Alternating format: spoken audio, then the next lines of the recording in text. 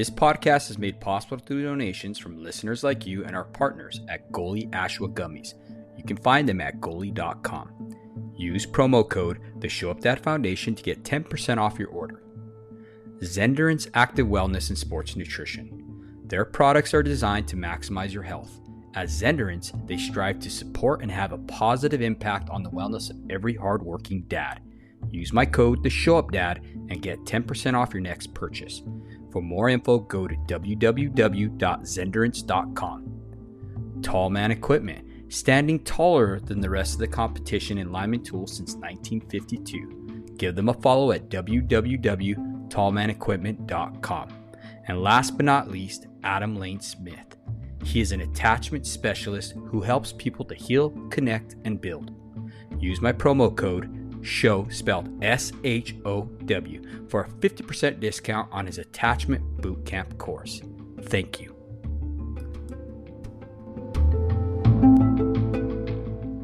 Ladies and gentlemen, welcome to the Show Up Dad. Today we have a very special guest joining us who is here to help us navigate the world of finances and relationships. Please give a warm welcome to Bill Nelson. He is a certified financial planner and a certified financial therapist.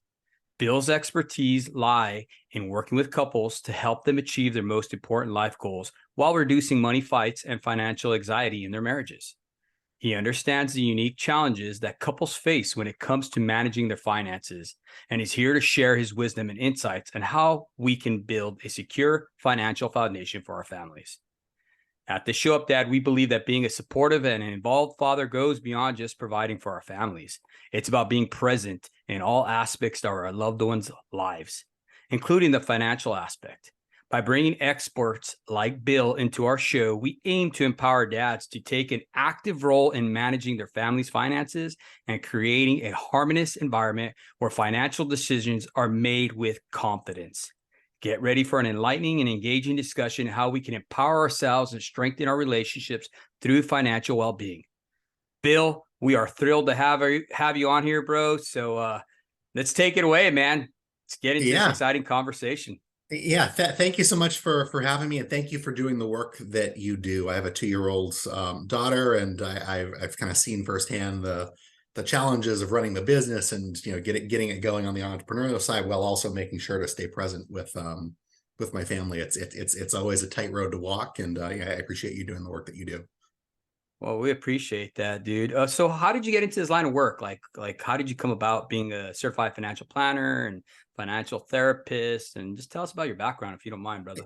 Yeah, so back in 2015, my wife, or girlfriend at the time, wife now, was in medical school and was graduating, doing her residency. And long story short, that prompted me to move. We relocated. I was kind of set up working at the time in a related field, but not working one-on-one with people when it came to their finances. And it was really that transition that caused me to get into this line of work in terms of helping people navigate financial decisions in their lives. And I had a job at the time, and I basically stayed there long enough to know that I liked doing that type of work, but really disliked the way they were having me do it. Mm-hmm. And at the time, there weren't that many financial planning jobs out there that weren't geared towards exclusively retirees. And I actually point blank had somebody at my old employer train me. If you're meeting with a couple and they start bickering about money, like that's your cue to change the subject to literally anything else. And at the time, I was engaged at the time, and I was kind of learning how to make financial, going from making financial decisions on my own to making financial decisions with my spouse, who we have a lot in common, but we also have some things that are really not in common, trying to figure out the right strategies that worked for us. And so I just decided to do it on my own. I went out on my own in 2016, and then over time, right, I found that I'm a math nerd at heart, right? It's why I got into financial planning. I like my spreadsheets and my software, my calculators. Back then I kind of thought those would solve all of my problems, but it quickly became apparent as I was meeting with couples that there were some spreadsheets or there were some problems that spreadsheets just weren't going to solve. And that got me down the road to getting into the financial therapy world and helping couples navigate the harder questions when it comes to their money. So, talking about that, what are some common challenges that couples may face that you've seen when it comes to managing their finances, and like what have you seen how they could overcome them? Yeah. First and foremost are on the newer family side, right? So couples who are engaged, newly married, first child, that type of thing, and they're used to managing money on their own, right? And Hmm. they've graduated school, and sometimes are working for several years before they get married. And you come into a marriage and you kind of have your fixed way of doing things, that you think the way things that should be done, and then you add a second person's income and debts and expenses and the like into the mix, and it can get twice as difficult, right? Particularly when you don't have the system to manage it together. Yeah. Um, and that kind of leads me to the second overarching piece, which is just communication challenges, right? Money is in many ways the last taboo that we have in our Hmm. society, right? Like we used to not talk about things like, or, we not to talk about things like politics and religion and so on. And people have gotten a lot more comfortable talking about those things, but money is not one of them, right? Hmm. Odds are pretty good if you think of five or six or seven friends that you have, like you could tell me something about their political leanings or their religious background, but odds aren't so good that you could tell me what they make for a living, right? Yeah. It's not a subject that most of us are comfortable talking about, and when you're in a marriage, you got to figure it out, right? Yeah. No, I definitely see that, Bill, because and this is just to top off what you're saying about talking about money, right? In the industry that I'm in, being a lineman, we throw out figures all the time. Like for us to say, oh yeah, I made 400,000 last year or 500,000 last year. That's like the norm for us. And we talk like that amongst each other, right? And even our wives talk like that to other wives and stuff like that, right? But man, when I get around other people who have degrees or Mhm. um, who aren't blessed blessed in that area like we are, Mhm. man, dude, you should see their faces. They get so upset and they come off like, "Oh, why are you bragging?" And it's not that we're bragging. It's just we have gone so comfortable throwing around those numbers. Like for me to say I'm going to go buy a Harley tomorrow, cash, that is something very reasonable. You know what I mean? For us, you know what I mean? But what Mhm. people don't understand is the sacrifices that we have made to make that type of money. It's not given away. You know what I mean? So I could see where it can be taboo, is what I'm getting at. Mhm.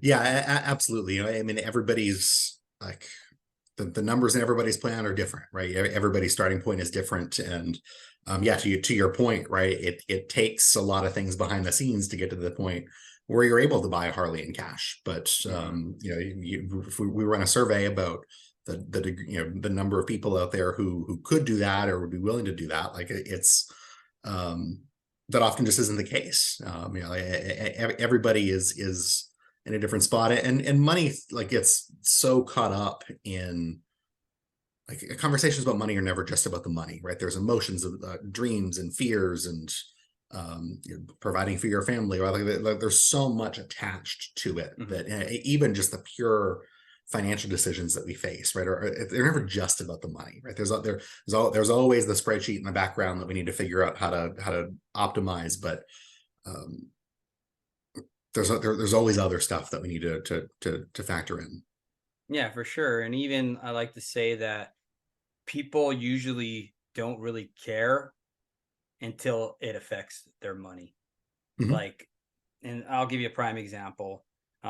Say, for instance, um, something's going on at a work site or whatever, a job or whatever, somebody gets laid off or whatever. No one cares, right? No one's going to bring up that problem. They might kind of sit behind the scenes and be like, yeah, that's not cool. That's, you know what I mean? That sucks to be him, whatever. But until it actually affects you in your own account is when you start to care, right? And that's the effect of money. You know Mhm. what I mean? Until it starts affecting your paycheck. And I'll even take this, and this is kind of a little off subject, but say for instance, fuel prices. Mhm. No one cares about all this other stuff until it starts affecting them in their own pockets. Mhm. Once it starts affecting them in their pockets, that's when they start complaining. Yep. So that's crazy that it has that so much effect and that much power around it, if that makes Mhm. sense. Yeah, I mean the power that money has in those cases is it lets you do the things that you need or want to do, right? It's it's a means to an end. And Mhm. the question is, right, what are those ends, and how feasible are they? And I mean, certainly anytime that that balance gets thrown off, yeah, it can be hard for people. For sure, for sure. Now you said about communication, right? How can couples like effectively communicate about money, especially with like a young couple and financial matters, because Mhm. I know there's a lot of conflicts and tension that surround that, especially for a young couple. I mean, Mhm. what are some strategies that they can incorporate? Yeah, so the first piece is just start, right? Okay. If money is something that you're not talking about in your marriage, right, that is something that um we need to just start doing somehow. Hmm. And you can ease into it, right? I often encourage people to start small, set a very small goal just to get the ball rolling in the right direction. Have a, even as simple as, hey, can we sit down like next Thursday or Friday and spend some time going through this stuff, right? That's a 15-second conversation, Hmm. but it sets you up so that when that Thursday or Friday comes around, right, your spouse is in a position where they know we're going to talk about this, right? They're going to be more open to it. You're not catching them off guard. Hmm. And I find that often kind of teeing up the conversation that way can really help. Hmm. Um, the the next piece then is like, if you already are talking about money, but it often doesn't go well, as is the case more and more these days, it seems like, right? There have been studies that have come out that have shown that 40% of couples argue about money or money related topics at least once a week, right? It's a very hard topic for a lot of spouses to talk about. Hmm. The question that I would have to anyone listening to the show is to really take a step back and figure out why, right? Where do these conversations tend to go off the rails, right? Is it the way that you were bringing them up, right? And I would just encourage everybody to just kind of put the defenses down and ask yourself that and really think about it Hmm. for a minute or two. And it might not have anything to do with the way you're bringing it up, right? But at least then you can check that box off before we go to the next thing Hmm. down the list. Um, is it the way that you're asking? Are you coming on too strong? Are you not coming on strong enough so that your spouse isn't hearing how Hmm. important these things are to you?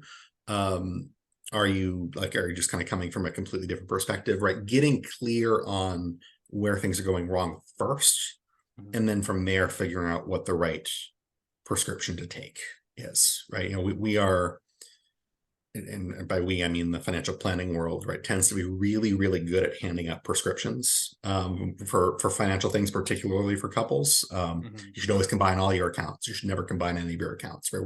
We're very quick to say things like that, um, but we're not always good at getting the diagnosis right before we pull Hmm. out the prescription pad. And so I think that just going through either just kind of doing some self-reflection and sitting with it, right, going through that diagnosis process to figuring out where the conversation is getting derailed, to me is really important, because Hmm. only then can you actually implement the right solution. Bill, how much does family of origin have to play in your financial decisions? Like, say, for instance, in your upbringing, your father was a breadwinner, your mother had no access to the money, father made all the decisions, you know what I mean? And you carry that out in your own family, and your wife wants to be a part of you, right? Because they want to be an extension of you, right? That's Mhm, what God designed them to be, helpers for you. mhm. Um, what have you seen as that aspect, you know? Absolutely, it affects things, and it goes, I mean, really to every aspect of your finances, right? We Mhm. all have, you know, tens, hundreds of kind of unconscious beliefs about money and the role that money plays in our lives that affect the way that we make financial decisions. A lot of that does certainly come from what money was like growing up for us, whether it was things that where people were overtly teaching to us, or whether things that we just kind of read between the lines about. Um, things like statements like having more money could solve all of my problems, right? Mhm. It is an example of one that I often see, particularly for people in the first half of their career, um, is kind of this unconscious belief that often drives the financial decisions we make. And those type of statements, like more money can solve all of my problems, are certainly partially true, right? There are a lot of problems that you could have that having more money would solve, but but there are limitations to it. It's a half truth, right? There are plenty of more money isn't going to directly solve any health problems that you have. If you are isolated and feeling lonely, right? Just having more money isn't necessarily going to solve that problem. In fact, it can actually make the problem worse sometimes. And so we all have these kind of unconscious money scripts, so to speak, that drive our financial behavior. And oftentimes many of them are directly opposed to the way that your spouse thinks about money. There's actually a growing body of research out there that actually shows that we do tend to attract our financial opposites. Yeah. In that regard, people have kind of talked about it for years, but there's actually it is actually looking like that is more often than not actually true. And so, yeah, it absolutely does affect things. And, it kind of gets to that diagnosis part, right? Trying to identify what is it about your spouse's background that is affecting the way that they're coming to this conversation where you're not in alignment, like trying to just get that understanding so that then we can figure out what to do about it. I'll tell you a quick story. A couple of years back, I was working with a couple, and it wasn't what they came to me about, but it became pretty clear in our first or second meeting that the way that the husband was managing their joint checking account was actively creating stress for the wife, and that he would constantly drain it down to as close to zero as possible. And everything that came in was immediately routed to go to this investment or to pay their bills, of course, obviously. But she really wanted to have a little bit more of a cushion in that account. Nothing too crazy. I think the numbers that she was talking about were appropriate from my perspective, but he just wasn't willing to do it. He just was not interested. He's like, no, we can't keep any money on him. We got to be investing everything we make. And we explored that a little bit and kind of trying to understand where he was coming from. And it turns out I won't name the specific country, but he grew up in Eastern Europe right after the fall of the Soviet Union, in a country that experienced massive hyperinflation in his childhood. And so he watched his family's experience and kind of internalized two things, right? First and foremost, if you have money in your bank account today, it's time to spend it, right? There's no guarantee you're going to be able to spend the money the way you want to tomorrow in the way that you can today. And anything else that you're not saving has to be invested, right? Because savings account in hyperinflationary environments are essentially useless because things are just getting so much more expensive tomorrow.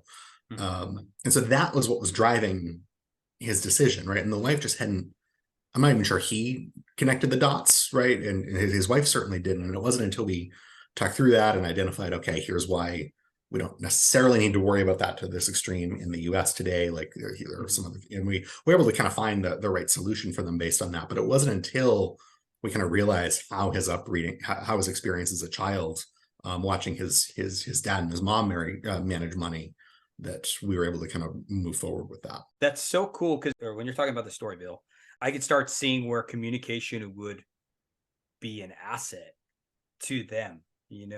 Obviously he didn't know what was going on, but your help was able to break through as a coach, right?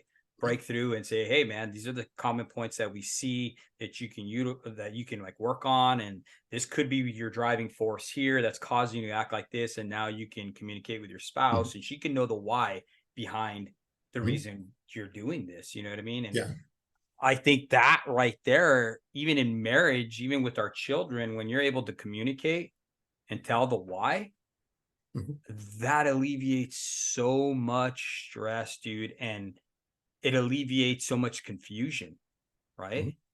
Yeah.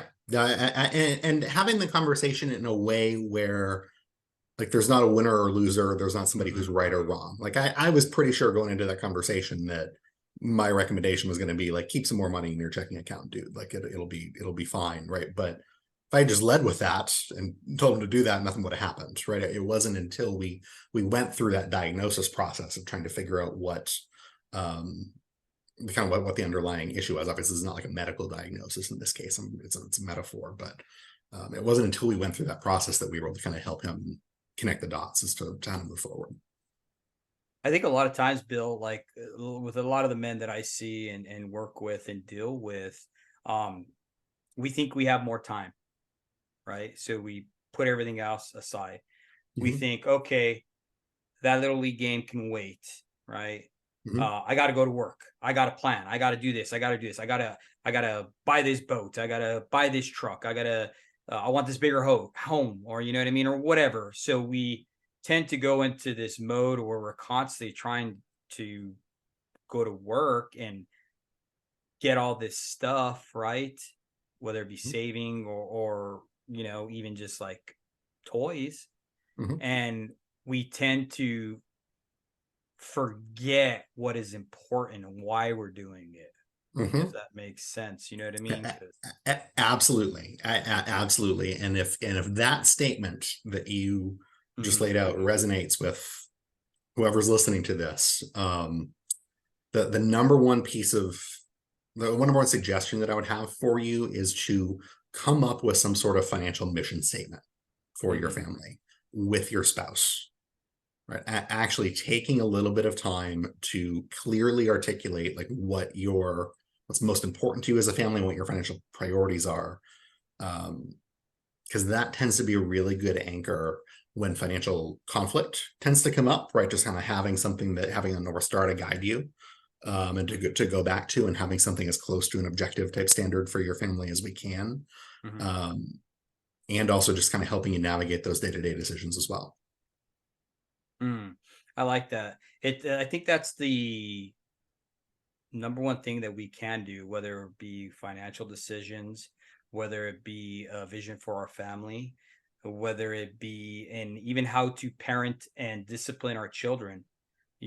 Unless it's written down and before us, we don't really have a clear goal. Mhm, And that's really cool that you said that, because I mean that could be I mean that's applicable through mhm, anything. You know what I mean? Um, that's really awesome. I like that. Having a clear vision. mhm, The Bible says that my people suffer for lack of knowledge.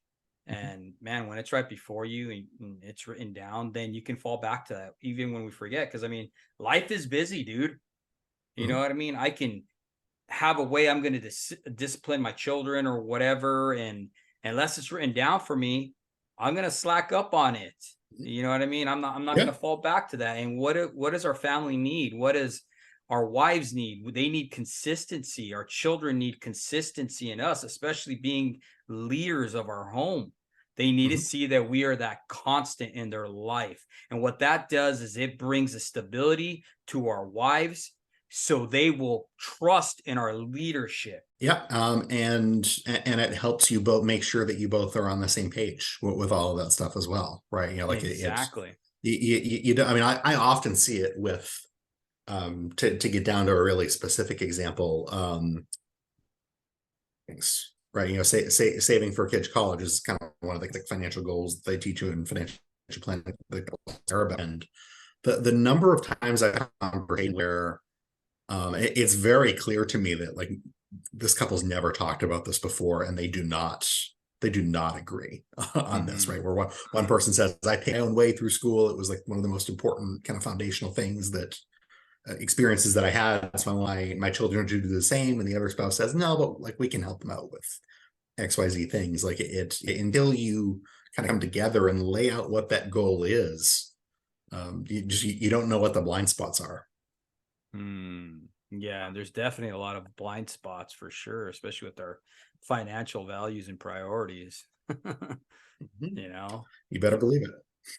So what role does like financial education play in building a solid financial foundation for couples, and what resources or tools would you recommend for couples? Yeah, it's a really good question because most of us don't have it, right? Yeah. Most of us went through school and we learned everything from how to play the recorder to trigonometry to the ins and outs of the Holy Roman Empire, and I'm sure everybody in your audience is putting all those skills to good use right now. But Right. what most of us didn't learn how to do was like how to do a tax return or how to balance a checkbook isn't something that people do so much these days, but the modern equivalent of that, right? Hmm. Nobody taught us how to manage money, and nobody taught us how to be a good spouse in school either. Mhm. unless your all high school curriculum looked different than mine did. And so like, I think it's always good to come into these conversations, just kind of being comfortable with the fact that like nobody taught me directly how to do this. So much of the way we are naturally inclined and hardwired to approach these financial decisions does come from our upbringing, right? And we can certainly Mhm. make some decisions about which of those experiences we want to replicate for our families and what we might want to do differently. But I think the first piece is just kind of being comfortable that with the idea that we don't have all the answers, because really, how could we? Like, I don't think that's a reasonable expectation for anyone to have, because most of us were never really taught about Mhm. the ins and outs of capital gains taxes and like all the different pieces that you need to think through when you're making these financial decisions for your family's future. And so I mean, I have a little bit of a bias here in terms of like I think it's always good to have a third party involved in these conversations, of course. But Mhm. really, I think that there's a lot of different resources out there that you can use to go through. And I think it's always good to have multiple perspectives as well. I think the financial industry as a whole is not always, and by not always, I mean almost never good at being transparent, right? There's a lot of people who have their particular schools of thought that are always right or wrong. And,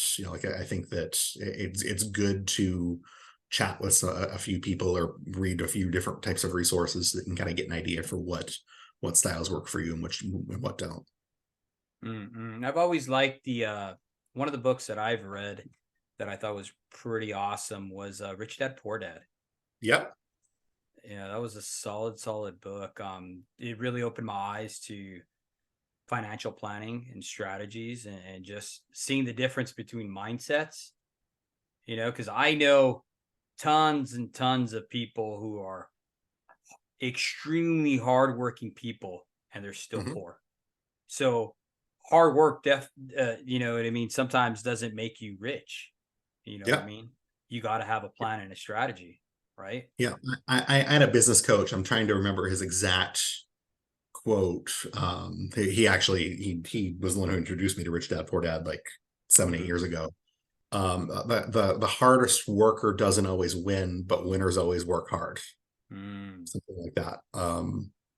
I think I botched the quote a little bit, but something that like hard work is a part of winning, right? But hmm. don't just count on that, right? You should always be looking a few steps ahead and understanding that hard work will get you very far, but it can't be the only piece to the financial plan. For sure, for sure. And one of the ones that I learned from a lineman, foreman of mine, it was poor man, poor ways. Hmm. Poor men have poor ways, and that always stuck with me, you know. Hmm. And it's true. I mean, unfortunately, but those little quotes and sayings like that definitely get you to think. Um, I know that for me, I never really had a plan. I was kind of always just like, I got my savings here, I got this here, I got my retirement and stuff like that through the union.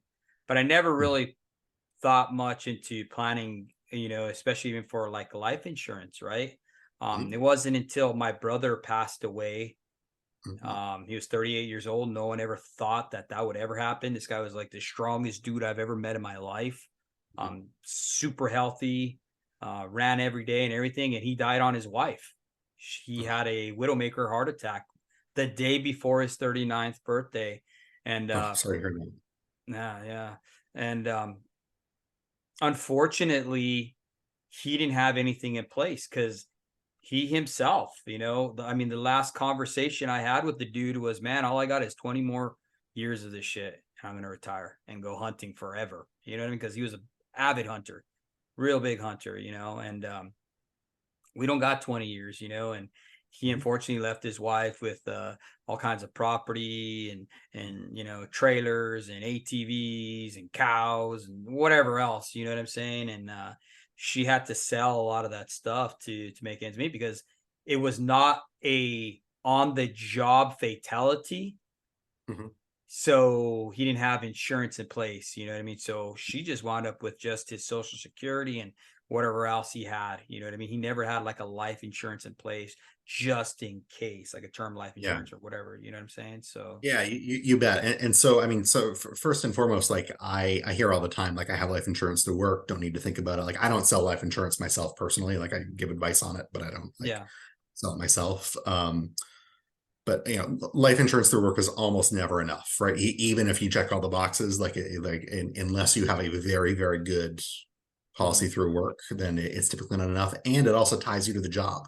If you are counting on that insurance through work and something else comes along and they don't offer it, like you typically lose that coverage when you change jobs. So takeaway number one is don't rely on life insurance through work. And second of all, yeah, like that, those are the pieces of people's financial plans that are always the last. No, I shouldn't say always, but almost always the last, unless somebody had a parent who died young and they kind of saw that. I've had a few of those types of conversations as well, going back to like what money was like for you growing up and informing the way we view financial pieces today. Like those types of the risk management parts of your plan, so to speak, in terms of having wills or trusts or life insurance or all the above. Guardianship documents, right, for dads is really important. Hmm. I talked to a depressing number of people with children who haven't specified who the guardian would be if something were to happen to them. Hmm. Um, and so just getting that stuff in place, it doesn't need to be super complicated. You can always upgrade later. Um, but yeah, it doesn't take that long, but just having something in place is really important. Hmm. That's one thing I started looking into was wills versus trusts. And man, the difference is eye opening. Yeah. You know, trusts are, to me, from what I understand, are the way to go. You know, Yeah, so my lawyer doesn't like when I tell people to do that because I can't give legal advice. yeah. What I will say is that often, right, when I have those conversations with people, right, there's some connotations out there about trust funds and things like that people tend to view them as rich people problems, and that is not necessarily the case. Hmm. The benefits of having what's called the trust based estate plan in place rather than quote unquote just a will, um, is that things kind of flow a lot more easily. Like if you were to pass away, like it's much easier on the people who are left behind. It's a little bit more costly. You got to take some steps to it's a little bit more work to get it in place. Hmm. I wouldn't tell you to not have a will in place because you're waiting till XYZ happens to get the trust in place. Like get the will in place tomorrow. We can always add the trust on top of that. But yeah, it's one of the most common misconceptions I see, particularly for younger couples out Hmm. there, right? Like the things like I mean, there are a lot of different types of trust, right? There's a million different ways that we can set this up. They're designed to be very flexible. They're designed to give you a lot of control over what goes where, when. And it's something that I would recommend most people at least look into. Hmm. So, say for a couple navigating their differences in financial values and priorities. Yeah. To me, it comes back to that mission statement Mission piece, statement. right? Because most of us, when we if you poll you and your spouse and kind of run through the things that you're looking for in your life and what you want your future to look like and what's like your goals and dreams and things, like often those are in alignment for Hmm. couples. Most couples agree on the big picture stuff, right? What we want our future to look like, where we want to go. The question always comes down to, right, how do we get there? And I find that when we zoom out and look at the long-term picture and kind of look at what's most important to our family financially, it usually is pretty easy to come to a consensus on that, or at a minimum, it's easy to incorporate both of your perspectives onto that. And then once we have that, it really is like reading a map with a compass, right? We then take that. Here's where we want to go. Here's the thing that we're butting heads about, right? How does that particular issue fit into that long-term plan, Mm. right? And either, right, oftentimes when I go through that exercise, right, either like the answer becomes kind of clear when we get out of the day-to-day picture and kind of look at the long-term view, like we have a pretty clear understanding of that. Or alternatively, right, there's some missing pieces, right? If we do it your way on this and we incorporate this to address my concern, it kind of gets us both to where we need to go. I got you. I got you. So that's kind of the way that they're gonna approach it, right? With their financial goal setting together, right? Correct. And don't be afraid to put numbers Okay. on some things either, right? Most stereotypically, right, these types of conflicts that we're talking about come up with spending and saving Mhm. decisions, right? Where one person actively enjoys saving money, seeing their bank account balances grow, and the other person doesn't necessarily like dislike saving, but if you give them the choice between Mhm. saving money today or spending money today, like it's more fun to spend money today, right? Like it's a very, very common difference. And I find that putting like I often don't recommend that those couples go into the weeds of, why did you spend this much on that, or why did Amazon come to our house for the third time this week, or whatever it might be. Yeah. But instead, actually, just like setting some bottom line targets, right, in Mhm. order to get to where we need to go.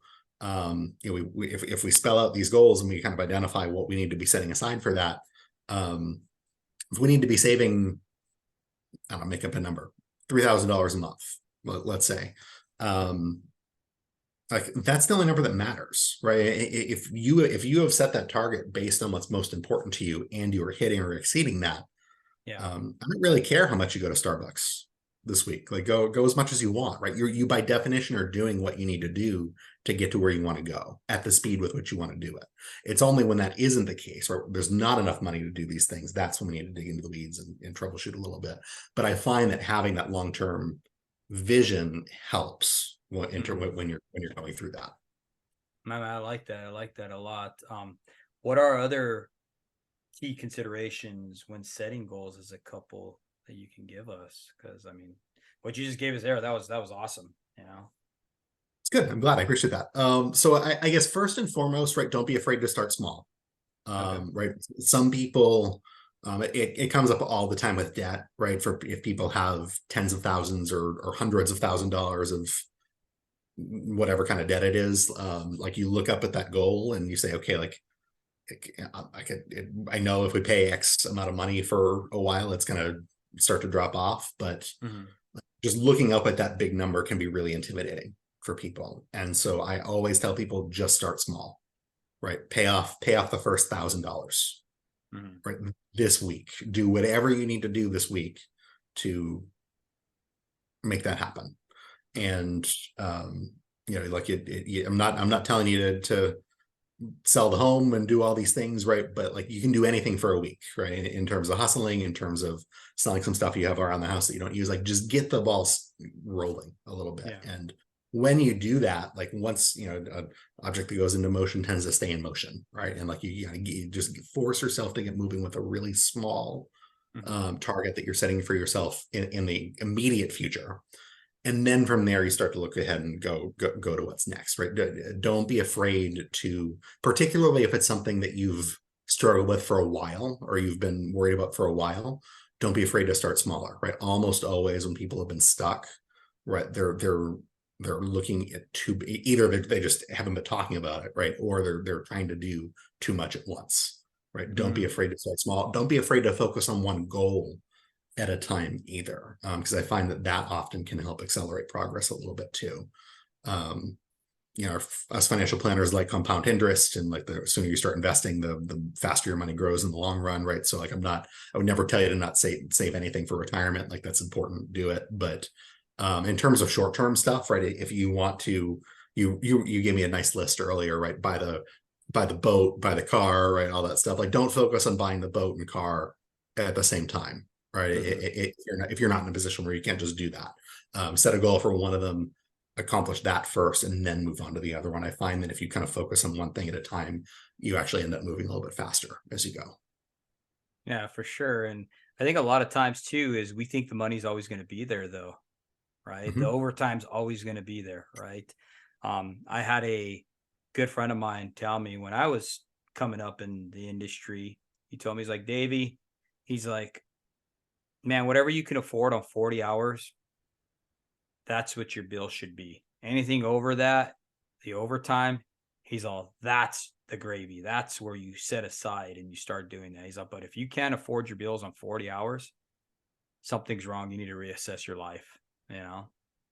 And I see that so true now because everybody thinks the overtime is going to be there. They're going to think, oh yeah, 80, 90 hours a week. You know what I mean? I can go buy this. I can go buy that. Like you're talking about, you know what I mean? But man, that's not going to be there, you know, for Yeah. long, you know, Yeah, especially, it works really well in short doses, right? yes. But don't have that be the 20, 30-year plan. Yeah, for sure. For sure. And that adds stress too, when you're doing that, when you're, you know, I've had friends, dude, that man, as soon as they had money in their pocket, it was like they had a hole in their pocket because they would just, that money would just flow in and out, in and out, in and out, nonstop, you know, from buying old cars to whatever. It's like they had no money discipline at all, you know, and that Yeah, caused a lot of stress on the wives, you know. yeah, and I'll even go a step further beyond just kind of the discipline type situations that you're finding. Like I often find that people like there tends to be a state that couples often feel pretty comfortable in, right? Mm, Whether it's in terms of income or cash on hand or investment accounts, like it people get really comfortable where they're at. mm, Sometimes, not always, but I've seen a few cases recently where I've actually had somebody point blank say to me, like, look, I'm used to seeing my savings account have $25,000 in it. And if it goes below that, I hustle as hard as I can to get it back to that point. And if it goes over that, I do other stuff with it because like I have the money's there, I can use it. But like I'm very comfortable at that $25,000 point. Like there is something to that, right? In terms of like mm, getting to a place where you're comfortable with. And the way that I typically like to flip it for people is to get focused on the savings rate, right? The rate at which you were saving being fairly constant rather than the actual money that you have. So then that way you're not just staying stagnant where you're at, but you're growing at a consistent rate. mm, mm.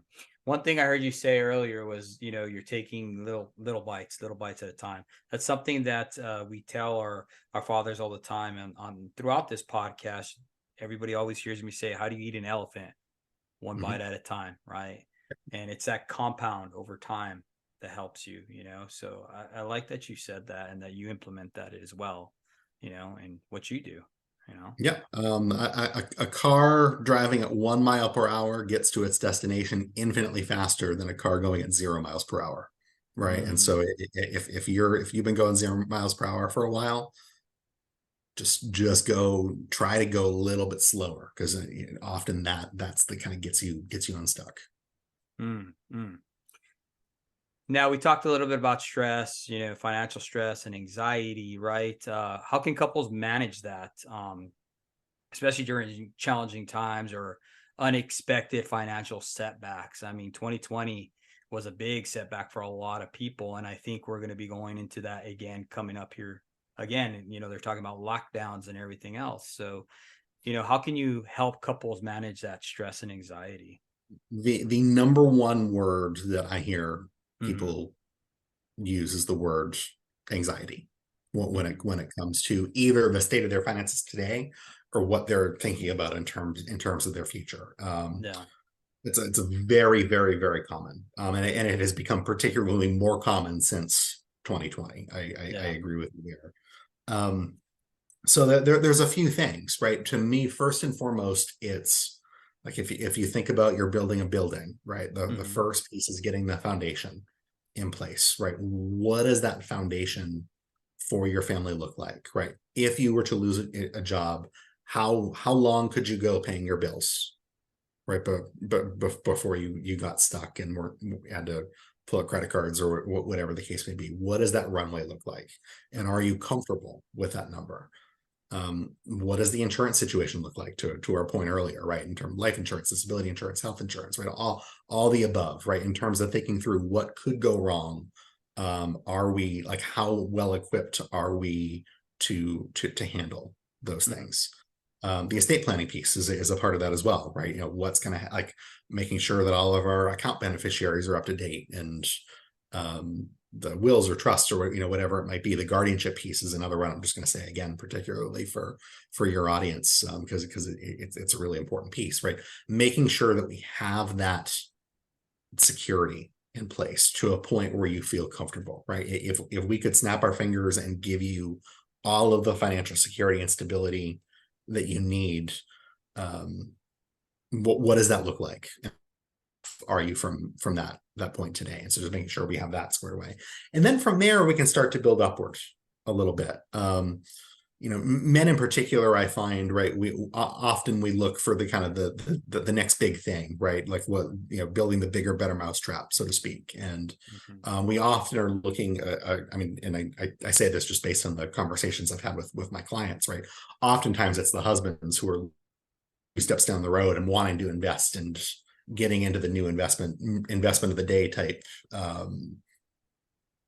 trying to find the new thing to put our money in so that it can grow over time. And that's all well and good if it's done in the context of that really solid financial foundation. And so the 2 cases that I often see drive that anxiety are, first and foremost, that foundation is either non-existent or very weak. And so in that case, we want to get that in place.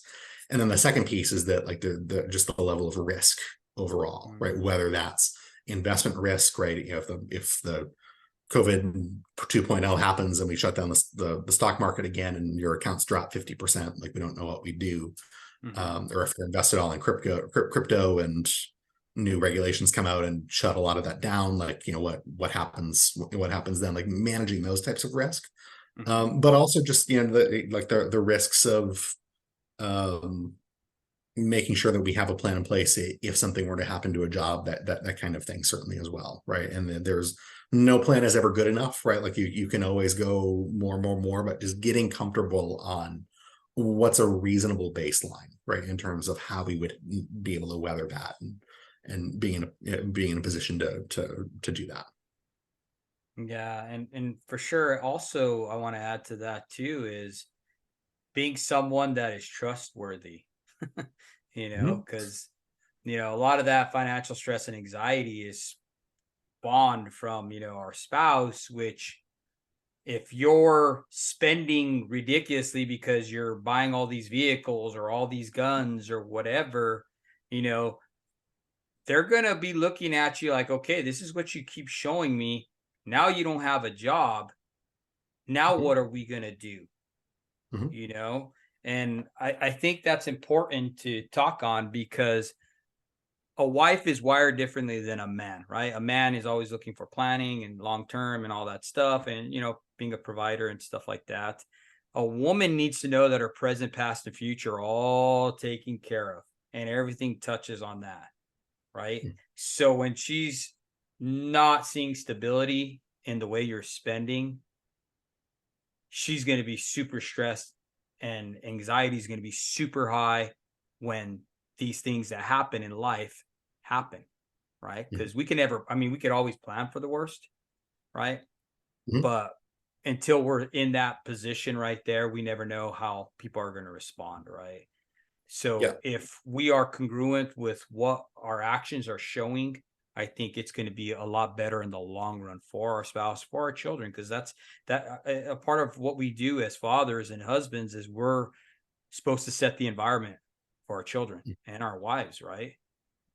And when it's unstable, like you talked about, like that foundation, if that's unstable, dude, man, that's bad, and it's going to be magnified with a loss of a job or whatever it may be, 100%. I find that, spouses are pretty good at helping you keep the rails in place, right? If you give them a vote, which you should. My situation is a little bit more complex than some, in the sense that I have this business that I run on my own, but like I run major financial decisions for the business by my wife to get her input in it. And there was a case, I won't get into the specifics, but 3 or so years ago, where I was debating kind of making a big play, so to speak, and going in a direction. And she looked at me, she said, like, yeah, that's not the right fit for you. Like, that very clearly is not. Like, it might look good on paper, but you're going to clash with this person. Like, this is not the right way to go. And spoiler alert, she was right about that as it turned out down the road. But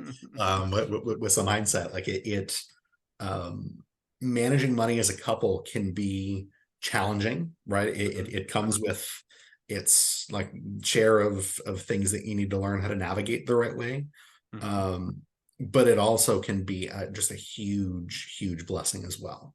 Right, in terms of getting a second perspective of somebody who knows you and wants the same things as you, and you're working towards something together, right? That there's a lot of good in that, right? So often when we talk about money in marriage, it's the bad stuff, right? It's how often we're fighting about money, right? How money fights are one of the leading indicators of divorce, and that all can be true. Yeah. But the opposite is as well, right? If you learn how to manage money well with your spouse, like good financial things tend to happen, but it also just makes your marriage stronger. Yeah. Yeah, no, for sure.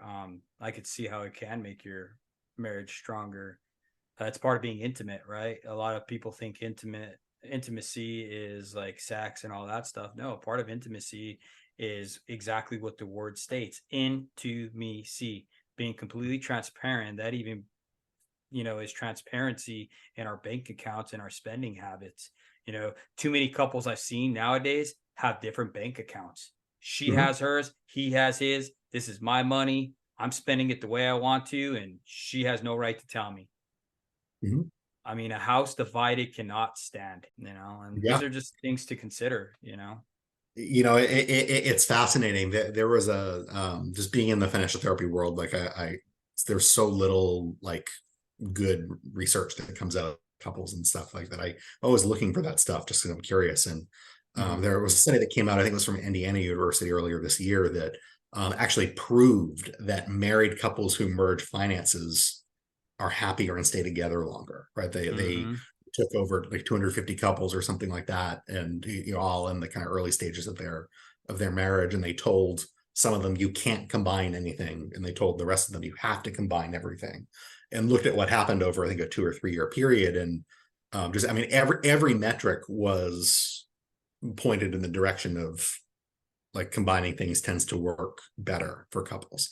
The challenge in the real world is that like everyone in this study was willing to be told what to do, right? Mm. And like the research is pretty clear, like managing, like combining all your accounts, managing money together tends to produce much better outcomes if you can figure out how to do that in a way, like if you're able to make it through that transition. And there are ways to ease into that, and there's some strategies that you can that you can do to kind of get to the point where you feel comfortable with that. But I mean, these days, more and more, I'm hearing couples who have concerns about that approach or are worried about taking that approach. And um, I mean, my question is always why, right? Like, getting to the root cause of what that fear is, and then once we work through those, then it becomes a little bit easier.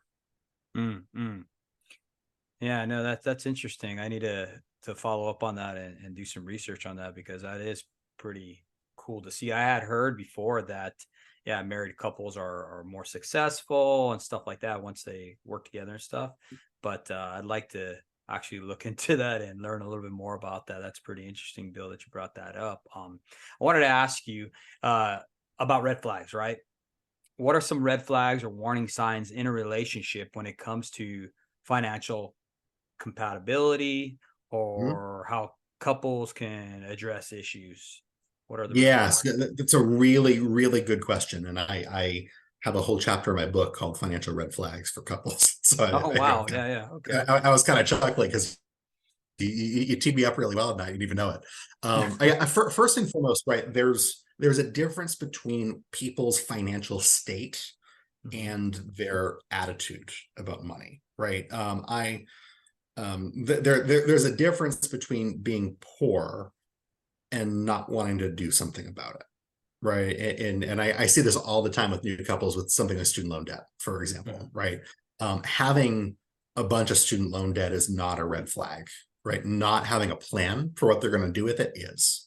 Mm. And so just kind of seeing past just the underlying, what does he or she make, and what does the balance sheet look like, to get to the trajectory, right? More than anything is what I care about there. As far as red flags go, um, There are three that I tend to see. Okay. First and foremost is, and just for like, these are things that I often don't handle directly with people. This is where we would go to a marriage counselor or even the authorities for some of these, depending on what they are. First and foremost are what we call financial infidelity. And that is kind of what it sounds like, right? It's the act of keeping financial secrets from your spouse, right? Whether it's hidden bonuses, bank accounts, credit cards, debts. It happens more than you think it does. And it happens even, and I say that even, like, it happens more than we often, like, even if you're doing these types of things, you might not even realize it. Not to keep quoting figures at you, but there was a study done that, like, people had admitted to keeping financial secrets, but not at like, but like twice as many people actually like admitted to the acts behind it, right? They didn't have the label on it. So certainly, right, the financial secrecy of some kind is a red flag that we want to address. The second is a little bit more, it's a little bit less concrete for people, but for lack of a better term, I'll say financial boundary issues, right? Is your spouse giving money to family more than they should be, right? Are they helping? Are they creating dependencies that shouldn't be created? Are they involving kids in financial discussions when they really shouldn't be, or it's not appropriate? Or like, I saw a case where one parent was trying to use, like, get the child to financially manipulate the other parent, and it was a mess, right? Those types of things, anything with financial boundaries with in-laws or children, or a red flag. And then the third is financial abuse, right? Actually, like, controlling your spouse's financial situations, not letting them go to job interviews, like, cutting off access to money, credit cards, things like that. That also happens more often than you probably think. And so those to me are the really big red flags, right? The financial intimacy, because that can create similar problems in the long run that actual, like, sexual intimacy would. Sexual intimacy, infidelity was the word I meant to use, not intimacy there. The opposite. Financial abuse, and then other, like, financial boundary issues. Now, it's crazy how you can see how what you just said, these red flags, right, can tie into even, sexual, like you're talking about, like with the infidelity and stuff like that. It's interesting how it all is, all tied in together. So let me tell you, I wasn't ready for the day that a couple came in and we set them up with a budget tracker, and it led to, like, getting an affair flagged. What wow. wasn't they don't teach you how to handle that in financial planning school. No. We just did a podcast on affairs and stuff like that, and man, that was harsh, man. Some good information though, because that's becoming more and more prevalent in our world today. So I'm glad we're able to have this topic and discussion and see how it all is tied in together. You know what I'm saying? Yeah, absolutely. Yeah. But Bill, I want to give you this time, the opportunity to be able to share with our audience how they can get a hold of you or listen to your book or whatever, you know, you want to share with Yeah, them. thanks so much. So, Pacesetter Planning is the name of my company. So pacesetterplanning.com. We have a link to my book there. As of right now, anyway, I have it on sale there for half off what it's listed on Amazon. It's Instagram at Pacesetter Planning is the best social media platform to get in touch with me with. And yeah, really appreciate you being the chance to be on here today. Love talking about this stuff. For sure. And I'll go ahead and have that on our show notes as well. Bill, once again, thank you for coming on our show and just being so open and transparent and just talking to our audience about this important topic. Yeah, thanks so much. Appreciate it. Absolutely. We'll be talking to you soon, brother.